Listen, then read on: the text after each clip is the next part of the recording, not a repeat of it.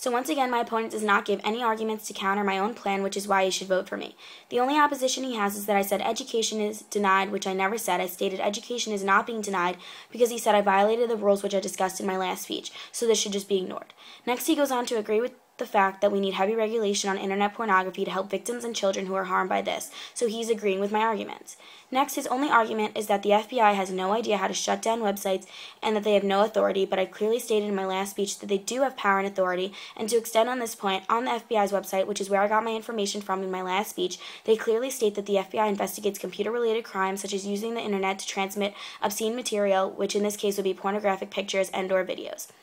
Also, the FBI has shut down websites before, showing that they have the authority to do so, and an example of this is when they shut down the drug trafficking website known as Silk Road.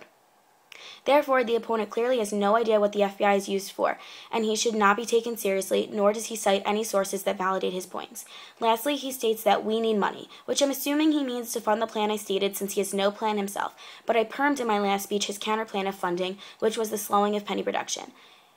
This means the excess money from penny production would be used to fund the FBI task force used in my plan to heavily regulate internet pornography. Therefore, my plan is clearly the best option to help heavily regulate internet pornography because heavy regulation is needed, which my opponent agrees with, and also my plan gives solvency to the harms, such as the detrimental effects on young children since internet pornography is the poorest and most dangerous sex educator, and also prevents the negative effects on adults which cause the over-sexualization of women and also allows them to be looked down on. These harms were all presented in the previous speeches, and my opponent has no arguments or counterplan that would at all be more effective than my plan given of having the FBI install filtering software and shutting down these negative sites, and this is why you should vote for me, Judge. Thank you, Judge, for listening, and thank you, opponent.